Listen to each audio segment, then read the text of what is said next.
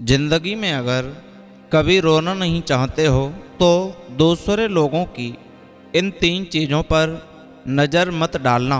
सबके काम आने वाली बातें। नमस्कार, जय श्री राधे, जय श्री कृष्णा। दोस्तों, आज की वीडियो, आज का ये प्रसंग बड़ा ही शिक्षाप्रद है, बड़ी ही मोटिवेट कर देने वाली कहानी है। दोस्तों, आपसे निवेदन है इस वीडियो को आप शुरू से लेकर अंत तक अवश्य ही देखना। एक त्रिया चरित्र की कहानी जो मैं आज आपको सुनाने जा रहा हूँ, ये बहुत सुंदर सीख दे कर के जाएगी, आपके जीवन में बहुत काम आएगी। कहानी शुरू करते हैं। दोस्तों, किसी राज्य में एक बड़ा ही धर्मात्मा राजा रहा करता था, जिसका नाम था विक्रम। राजा विक्रम की 2 रानी थीं, एक रानी हंसिया और दूसरी रानी अनंदा। राजा विक्रम की दोनों रानी बहुत सुंदर थीं। राजा अपनी दोनों रानियों से बहुत प्रेम करता था। एक दिन की बात के राजा अपनी रानी के साथ महल में बैठ कर के बातचीत कर रहे थे।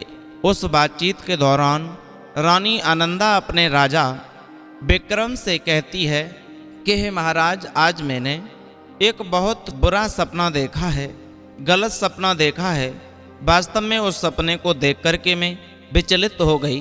तब राजा पूछते हैं, कहो रानी, तुमने ऐसा क्या सपना देखा है जिससे तुम्हारा मन आज बहुत विचलित हो गया? दोस्तों, तब रानी अपने सपने की बात राजा विक्रमा को बताती हैं और कहती हैं, महाराज ध्यान से सुनो, मैंने सपने में देखा कि एक नदी बह रही थी और उस नदी पर एक प्यासी गाय पानी पीने के लिए आती है और वो गाय इतनी प्यासी थी कि पानी पीते पीते वो पूरी नदी का जल पी जाती है। यह देखकर के मुझे बड़ा आश्चर्य होता है कि महाराज, जब मैं उस स्वप्न का अर्थ लगाया तो मुझे ऐसा लगा कि आप महाराज केतु का प्रभाव है, कोई अनहोनी ना हो जाए, मुझे बहुत डर लग रहा है। राजा अपनी रानी को बेचैन देख करके समझाते हैं कि हे रानी, तुम्हें भयभीत होने की कोई ज़रूरत नहीं है। यह सपने कभी सच नहीं होते, सपने तो मिथ्या हुआ करते हैं, झूठ हुआ करते हैं। तुम परेशान मत हो, यह जरूरी नहीं है कि हर एक सपना सच हो। अपनी रानी को धैर्य बंधाने के लिए राजा ने बहुत समझाया। उसके बाद राजा विक्रम अपने दरबार में आ जाते हैं। दोस्तों, उन्हीं दिनों की बात है, राजा के राज्य में कुछ चोरों का बोलबाला अधिक था। आए दिन किसी न किसी के घर में चोर धन चुरा ले जाते थे। राजा के सिपाही चोरों को पकड़ने में नाकाम रहते थे। तो राजा अपने दरबार में बैठे बैठे सोचते हैं, प्रजा की ओर प्रजा के धन की रक्षा करना राजा का परम कर्तव्य है। विद्वान लोग कहते हैं कि प्रजा की रक्षा न करने वाला राजा को, तपस्या न करने वाले राजा, ब्राह्मण को दान न देने वाले धनवान को देवता लोग नष्ट कर देते हैं और अंत में उन्हें नरक में गिरा देते हैं। दोस्तों, अपने दरबार में बैठे राजा विक्रम सोचने लगे कि आज मुझे अपनी प्रजा की रक्षा के लिए स्वयं पहरा देना चाहिए। और दोस्तों, जिस प्रजा को ऐसा राजा मिल जाए, उस राज्य के तो धन्य भाग्य समझने चाहिए। जब राजा विक्रम को प्रजा की तरफ से कुछ लूटपाट की शिकायतें मिलीं, तो राजा ने विचार किया कि मेरे राज्य में यदि उत्पाती शक्तियां बढ़ गईं तो समस्या खड़ी हो जाएगी। यही सोचकर राजा विक्रम उस रात पहरा देने के लिए तैयार हुए। जैसे ही रात का वक्त होता है, राजा ने अपनी राजदी वेश त्याग दिया और एक साधारण आम नागरिक का वेश बना करके घोड़े पर बैठ करके चल दिए और अपने नगर का पहरा देने के लिए नगर में घूमने लगे। साधारण वेश में राजा अपने नगर में पहरा देने लगा होता है। तो क्या होता है कि रात में राजा की मुलाकात एक चोर से हो जाती है। राजा विक्रम से उस चोर ने पूछा कि रात्रि में घूमने वाले भाई, तुम कौन हो? राजा कहने लगा, साहब मैं एक चोर हूँ और चोरी के उद्देश्य से नगर में घूम रहा हूँ। राजा का जवाब सुनकर के चोर ने कहा, भाई तुम कौन हो? राजा ने कहा, हाँ। उसके बाद राजा ने पूछा कि आप कौन हैं और रात्रि के समय क्यों घूम रहे हैं? तब वह चोर कहता है, भाई जब आपने बता दिया है तो मैं भी बता ही देता हूँ। मैं भी एक चोर ही हूँ और चोरी करने के उद्देश्य से इस नगर में घूम रहा हूँ। दोस्तों, इस प्रकार जब दोनों ने अपने आप को चोर बताया तब दोनों लोग बड़े खुश होते हैं। कहने लगे, भाई हमारा तुम्हारा दोनों का एक ही मन है। वो कहावत है कि चोर चोर मौसेरे भाई। इस प्रकार वे दोनों साथ साथ घूमने लगे। घूमते घूमते एक जगह बहुत सा माल खजाना दिखाई देता है। तो राजा विक्रम ने कहा, भाई यहाँ बहुत सारा धन दिखाई दे रहा है, तुम जाओ और जाकर के उसे चुरा लाओ। तब राजा की बात सुनकर चोर कहता है, भाई धन तो मैं चुरा लाता, पर मैं एक सत्यवादी चोर हूँ। मैं इस तरह के धन में हाथ नहीं डालता, क्योंकि मैं ऐसा वैसा चोर नहीं हूँ, एक सत्यवादी चोर हूँ। चोर का उत्तर सुनकर के राजा विक्रम बड़े हैरान होते हैं। कहने लगे, सत्यवादी चोर, मैं कुछ समझा नहीं। चोर तो मैंने सुना है, पर सत्यवादी चोर मैं पहली बार सुन रहा हूँ। चोर ने कहा, मित्र मैं चोरी तो करता हूँ, पर केवल 4 आने की चोरी करता हूँ। 4 आने से ज़्यादा कीमती वस्तु मैं चोरी नहीं करता। मुझे घूमते घूमते काफ़ी समय इसीलिए तो हो गया कि मुझे 4 आने की वस्तु दिखाई नहीं दी, इसलिए मैं अभी तक शहर में घूम रहा हूँ। राजा विक्रम कहने लगे, तब तो तुम मुझ जैसे ही हो। मैं भी एक सत्यवादी चोर हूँ और मैं भी 4 आने से ज़्यादा की वस्तु चोरी नहीं करता हूँ, इसलिए मुझे घूमना पड़ रहा है। तो चोर विक्रम से कहता है कि तब तो हम दोनों साथ साथ चोरी करेंगे तो ज़्यादा अच्छा रहेगा। दोनों चोर 4 आने की वस्तु की चोरी करने के लिए और आगे इस प्रकार वे दोनों चोर चोरी करने के लिए चल पड़े। चलते चलते रास्ते में एक साहूकार का घर पड़ा। वो साहूकार बड़ा ही पैसे वाला था। राजा विक्रम ने उस चोर से कहा, भाई आप साहूकार के घर के अंदर चले जाइए और 4 आने की 2 वस्तुएं ले आना। मैं दरवाजे पर खड़ा होकर के तुम्हारे लौटने की प्रतीक्षा करता हूँ और राजा के सैनिकों को तो देखता रहूँगा। अगर कोई बात मालूम पड़ती है तो मैं तुम्हारी रक्षा कर लूँगा। इस प्रकार राजा विक्रम के कहने पर वह सत्यवादी चोर साहूकार के घर के अंदर दाखिल हो जाता है और राजा विक्रम उस घर के दरवाजे पर खड़े हो जाते हैं।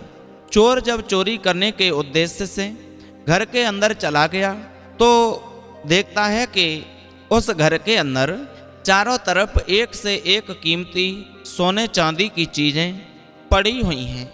उन कीमती वस्तुओं में उसे कोई 4 आने की वस्तु नज़र नहीं आ रही थी जिसे वह चुरा लेता। साहूकार के घर में 4 आने की कीमत से ज़्यादा की कोई चीज़ नहीं मिली। दोस्तों, इस प्रकार से वह चोर साहूकार के घर के अंदर से माल तलाश कर रहा था। उधर राजा विक्रम घर के बाहर खड़े थे। माल खोजते खोजते चोर को जब कोई 4 आने की वस्तु नहीं मिली तो चोर साहूकार के कक्ष में जा पहुंचा। उसने देखा कि साहूकार अपनी पत्नी के साथ सो रहा है। दोस्तों, साहूकार की पत्नी नवविवाहिता थी। रूप और यौवन से वह संपन्न थी। वे दोनों पति पत्नी सो रहे थे। उस चोर ने वहां गौर किया तो देखा कि साहूकार की पत्नी जो थी उसके हाथों में 4 आने की 2 अंगूठियां हैं। तो चोर का ध्यान अंगूठियों पर चला जाता है और चोर ने विचार किया कि इस समय साहूकार की पत्नी सो रही है, क्यों ना मैं इसकी यह दोनों अंगूठी इसके हाथ से निकाल लेता हूँ। 4 आने की हैं, एक अंगूठी मैं ले लूँगा और एक 4 आने की अंगूठी उस चोर को दे दूँगा जो बाहर खड़ा है। यही सोचकर के उस चोर ने साहूकार की पत्नी के हाथों से एक अंगूठी को तो उतार लिया। चोर ने जब एक अंगूठी उतार ली तो फिर तो दूसरी अंगूठी उतारने लगा।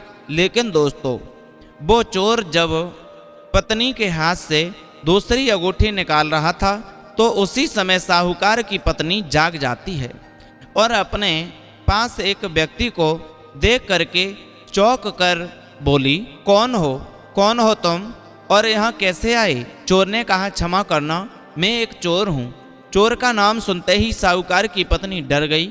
डर कर वह कहने लगी, अबे चोर, अगर तू चोर है और चोरी करने की मनसा से मेरे घर में घुसा है तो मेरे महल में सामान की और माल की कोई कमी नहीं है, चारों तरफ पैसा ही पैसा है, फिर तू मेरे पलंग पर कैसे आया?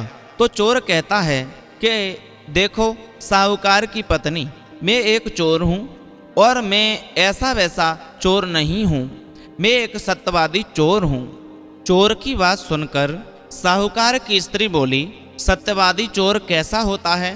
तब चोर कहता है, देखो देवी जी, मैं चोरी तो करता हूँ पर केवल 4 आने की चोरी करता हूँ। 4 आने से ऊपर की कीमती वस्तुओं को मैं छूता तक नहीं हूँ और मुझे तुम्हारे महल में 4 आने की कोई वस्तु नहीं मिली। जब 4 आने की वस्तु नहीं मिली तो मैंने सोचा कि क्यों ना इस साहूकार की पत्नी के हाथों से यह जो 2 अंगूठी हैं उन्हीं को उतार लेता हूँ। मुझे लगा कि आपके हाथों में 4 आने की 2 अंगूठियाँ हैं। मैंने एक अंगूठी को तो उतार लिया और दूसरी को उतार रहा था, तब तक आप जाग गईं। चोर का जवाब सुनकर के साहूकार की स्त्री उससे बहुत प्रभावित होती है। साहूकार की पत्नी कहने लगी कि हे चोर, मुझे एक बात बताओ, तुम कह रहे हो कि मैं 4 आने से अधिक की चोरी नहीं करता, तुम तो अकेले हो, लेकिन अंगूठियाँ आपने 2 उतार ली हैं। तब चोर कहता है कि मेरा एक साथी बाहर खड़ा है, एक अंगूठी मैंने उसके लिए उतारी है।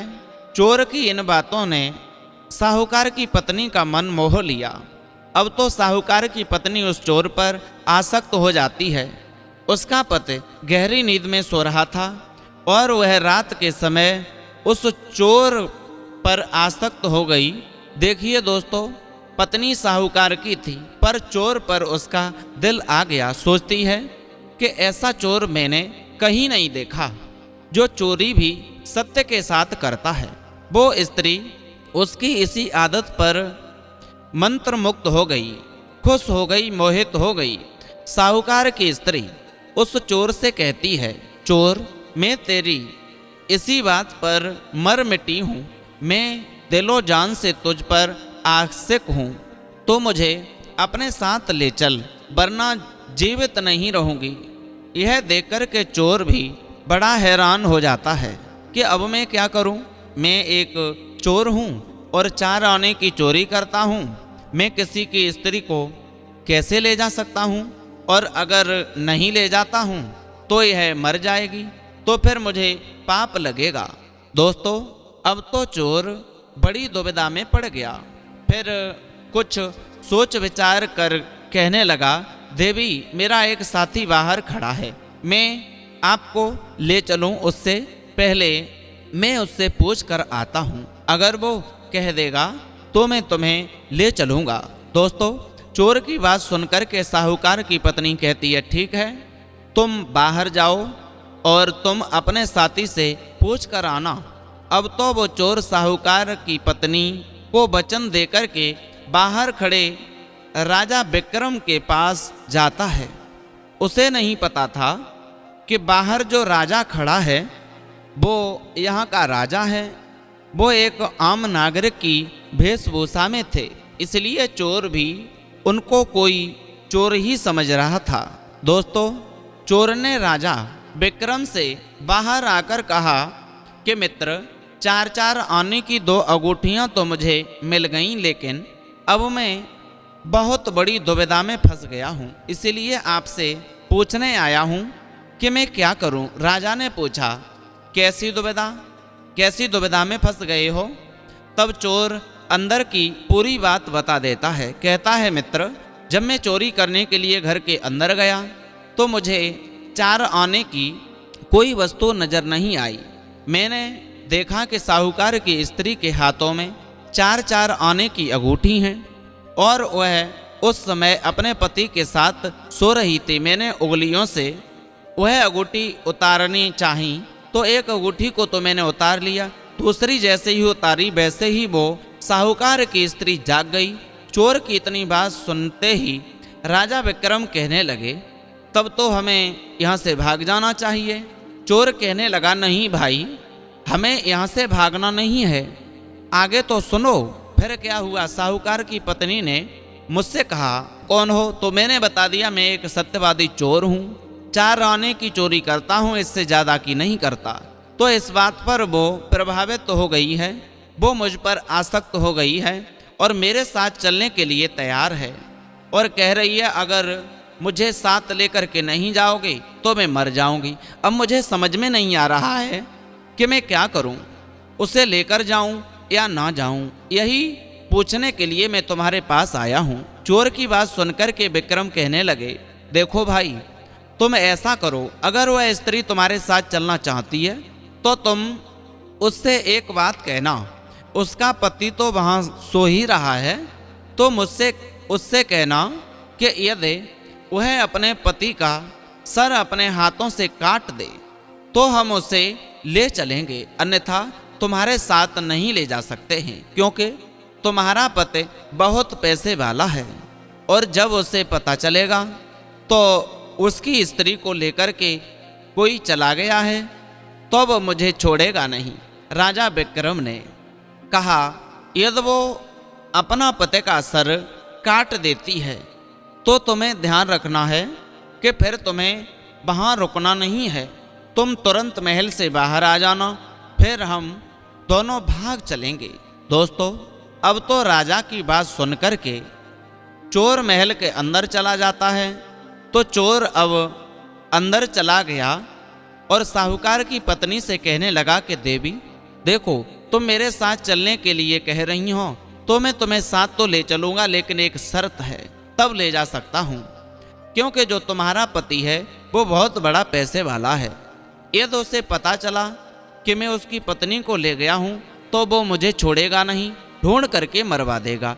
इसलिए आप अपने पति का यदि सर काट दोगी तो मैं आपको अपने साथ लेकर के चलेंगे, क्योंकि ये मेरे दोस्त ने कहा है। दोस्तों, चोर की बात सुनकर के वह स्त्री अपने पति को मारने के लिए राजी हो जाती है, तैयार हो जाती है और कब्र पर पुरुष के साथ रमण करने वाली स्त्री अपने कुल का विनाश भी देख सकती है, समाज की निंदा भी सुन सकती है, बंधन में भी पड़ सकती है और मरने मारने की बात आ जाए तो उसमें भी पीछे नहीं हटती है।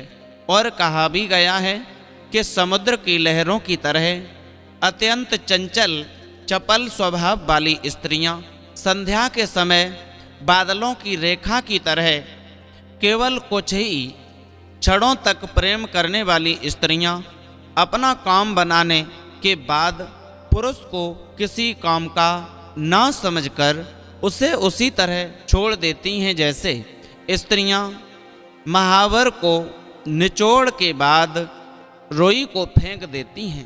दोस्तों, चोर के कहने पर उस स्त्री ने हाथ में तलवार लेकर के सोते हुए अपने पति की गर्दन पर जोर से वार कर दिया और एक ही बार में पति की गर्दन धड़ से अलग होकर गिर गई।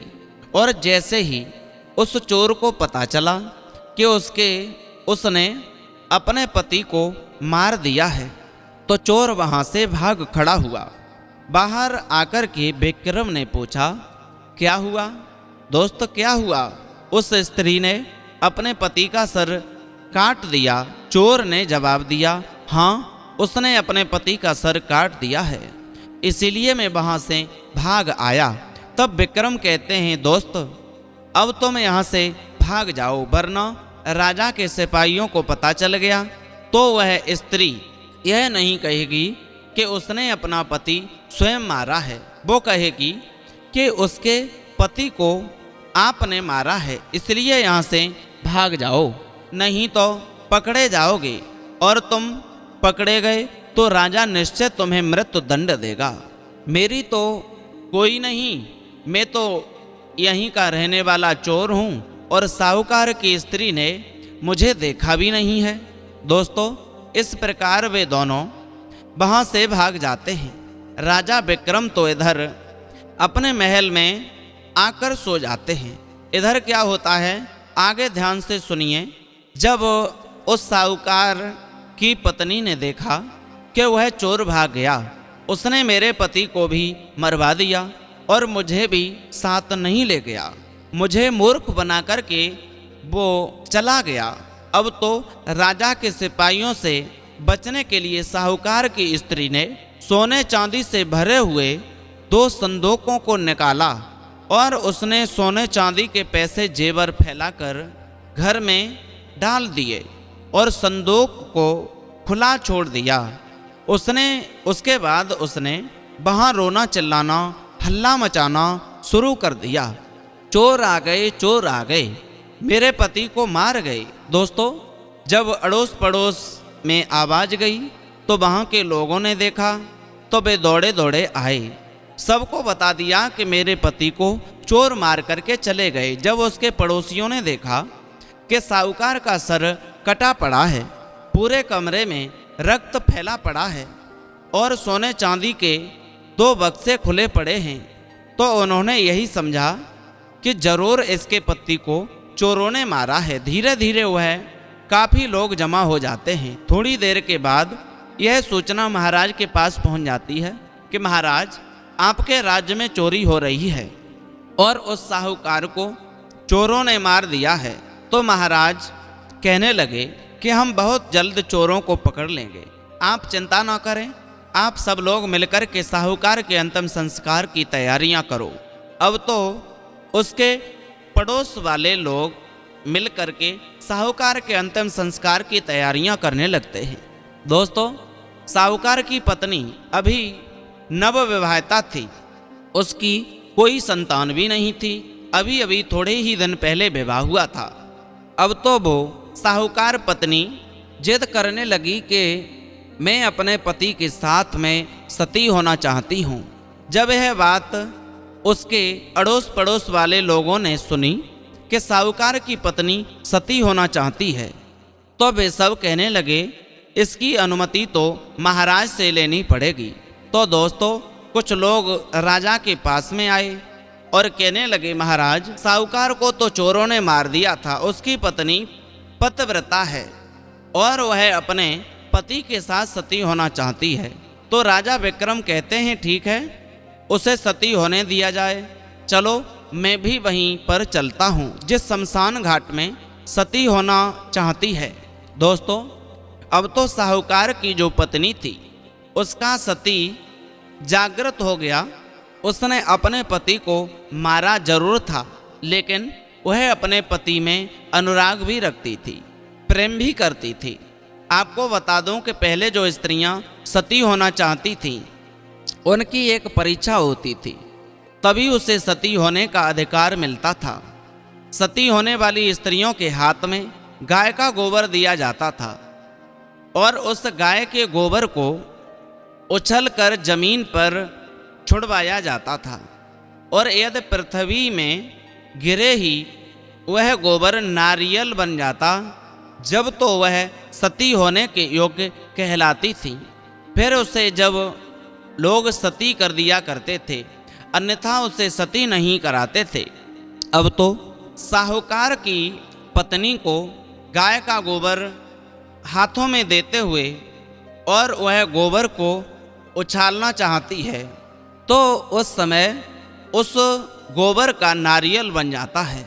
तो सभी लोग कहने लगते हैं कि इसको सती करा दिया जाए, इसकी योग्यता सती होने के लायक है, यह पतिव्रता है। दोस्तों, इसके बाद साहूकार की वह स्त्री अपने पति के साथ सती होने के लिए पूरी तैयारी करने लगती है। 16 श्रृंगार करके तब तैयारी पूरी करने के बाद अपने पति के साथ सती होने के लिए उसी चिता पर बैठ जाती है। शमशान घाट में साहूकार की चिता बना दी गई और उस चिता पर साहूकार को लिटा दिया गया।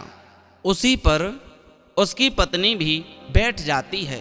उसके बाद उसी समय पर महाराज विक्रम आते हैं। विक्रम ने देखा कि यह वही साहूकार की पत्नी है जिसने स्वयं अपने हाथों से अपने पति को मारा है और वो सती होना चाहती है। यह कैसे हो सकता है? पति की हत्यारिन है स्त्री, पतिव्रता कैसे हो गई? महाराज विक्रम उस स्त्री से कहने लगे कि हे साहूकार की पत्नी, तुम ये क्या करने जा रही हो? साहूकार की स्त्री ने जवाब दिया, महाराज मैं सती होना चाहती हूँ, मैं एक पतिव्रता स्त्री हूँ। दोस्तों, यह सुनकर राजा ने हंसते हुए साहूकार की पत्नी से धीरे से कहा, धन्य है नारी, तुझे समझना बड़ा मुश्किल है। नारी के द्वारा अच्छी तरह से रचाए गए दम्म का पार ब्रह्मा भी नहीं पा सके। राजा विक्रम ने साहूकार की स्त्री को सुनाते हुए कहा, त्रिया चरित्र जान ना पाई और खसम मार के सती कहाई। महाराज विक्रम बोले कि हे साहूकार की पत्नी, तुमने तो स्वयं अपने हाथों से अपने पति को मारा है और फिर भी सती होना चाहती हो। यह बात सुनकर के अचंभे में पड़ गई और विक्रम की यह बात सुनकर के समझ गई, इसका मतलब राजा साहब मेरे भेद के बारे में जान चुके हैं। लेकिन फिर भी उस सती का सतीत्व जागृत हो चुका था, इसलिए उसने सूर्य का मंत्र का जाप किया और अपनी चिता में आग लगा दी। यह देखकर के राजा विक्रम भी बड़े हैरान थे। राजा विक्रम ने देखा कि यह तो वास्तव में ही सती हो रही है, इसे तो मैं भी नहीं रोक सकता। थोड़ी सी देर में उस चिता में चारों तरफ से अग्नि प्रज्वलित हो जाती है और वह भी मंत्र से। यह देखकर राजा को बड़ा आश्चर्य हुआ। इधर वह स्त्री समझ गई थी कि रात जो चोर आया था, जो दूसरा चोर बाहर खड़ा था, वह कोई और नहीं स्वयं राजा विक्रम थे। अब तो उस स्त्री ने राजा विक्रम से कहा कि हे राजा, मेरी बात ध्यान से सुनो। राजा बाजा भजन दे, मुझको तू ना छेड़, मेरी तुझको क्या पड़ी, तू तो अपनी देख। वो स्त्री कहने लगी, हे राजन, तू यह बात कहकर के मुझे क्या चोट पहुंचा रहा है? तू मुझे मत देख, मैं तो सती हो ही रही हूँ, तू अपनी को देख। तुझ पर भी बहुत बड़ी विपत्ति आ रही है। तूने जो मेरे साथ किया है, इसका फल तुझे मिलने वाला है।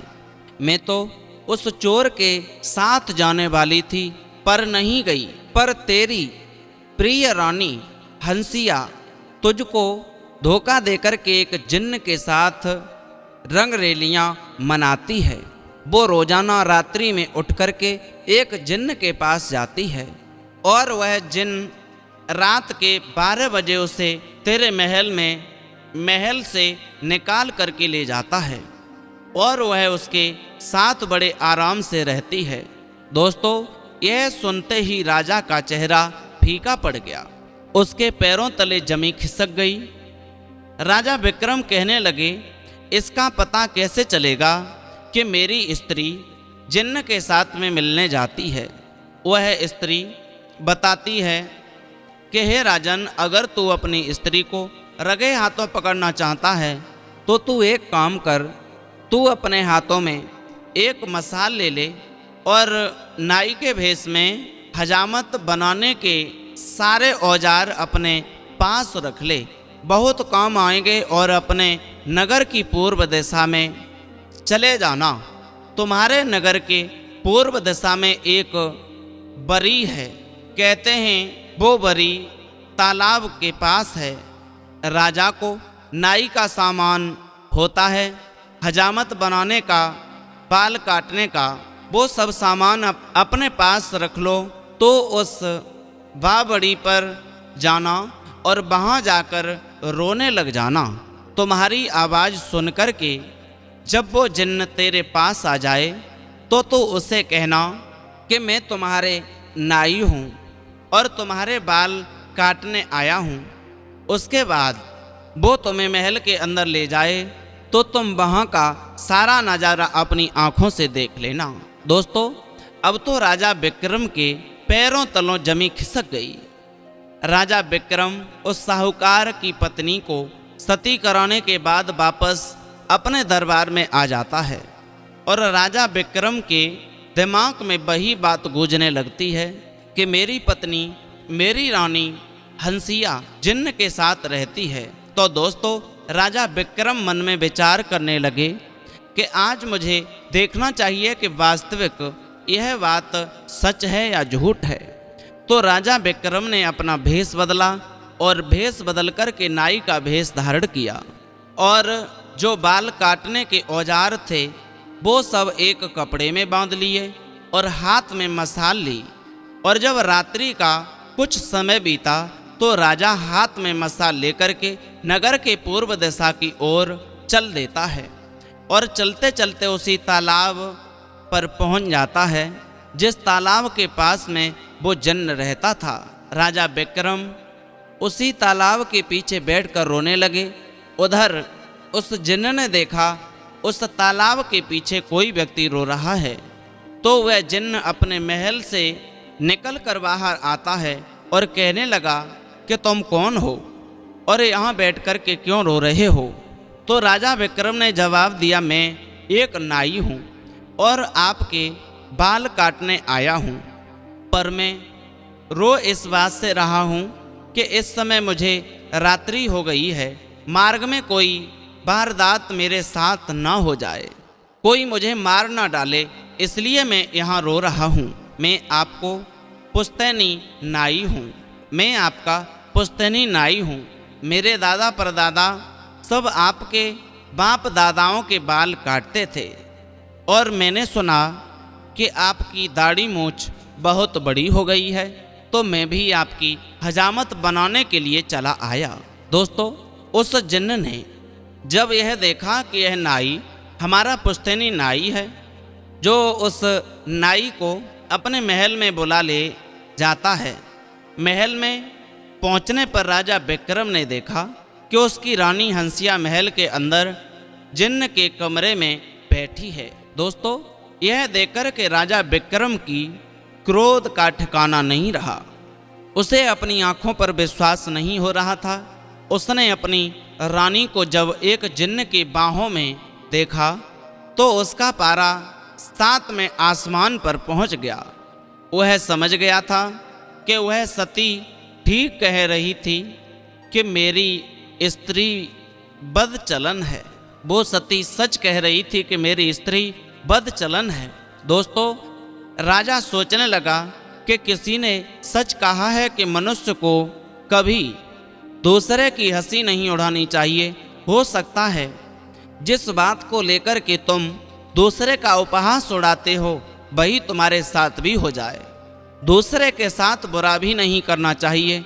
जब आप किसी के साथ बुरा करते हो तो कोई आपके साथ भी बुरा करने के लिए खड़ा होता है। दूसरे के दोष भी नहीं देखने चाहिए। जब मनुष्य दूसरों के दोष देख कर के चलता है, उस पर हंसता है, तो याद रखना कोई आप पर भी हंसता होगा। दोस्तों, दूसरी बात, दूसरों के दोष नहीं देखनी चाहिए। अगर देखना है तो दूसरों की अच्छाइयों को देखो। इससे हमारे जीवन पर सकारात्मक प्रभाव पड़ता है।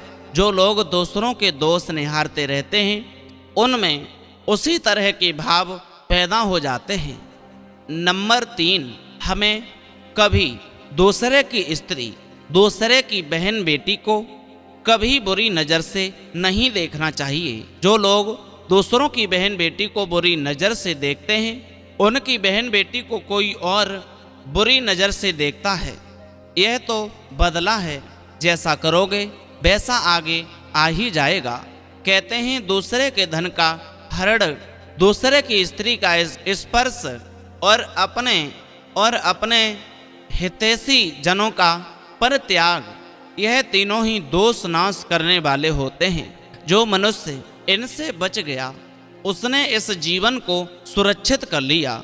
दोस्तों, विक्रम ने उस जिन्न से कहा, साहब पहले मैं आपकी हजामत बना देता हूँ, उसके बाद आप अपनी रानी के पास जाना। जिन्न को नहीं पता था कि यह विक्रम ही हैं। अब तो राजा विक्रम के पास हजामत बनवाने के लिए बैठ जाता है। राजा नाई बेदारी राजा विक्रम ने एक लंबा चौड़ा उस्तरा निकाला और उसी उस्तरे से जिन्न की गर्दन को काट दिया। जिन्न की राम नाम सत्य हो गई। उसके बाद राजा विक्रम अपनी असली भेष में आ जाता है और जब उसकी रानी हंसिया उसे देखती है तो उसके चेहरे की हवाइयाँ उड़ जाती हैं, पैरों तले जमी खिसक जाती है। वो बार बार अपने पति को हाथ जोड़ करके कहती है, मुझे क्षमा कर दो। पति से क्षमा मांगती है, लेकिन राजा विक्रम ने उसे मारा तो नहीं, पर उसे देश निकाला दे दिया।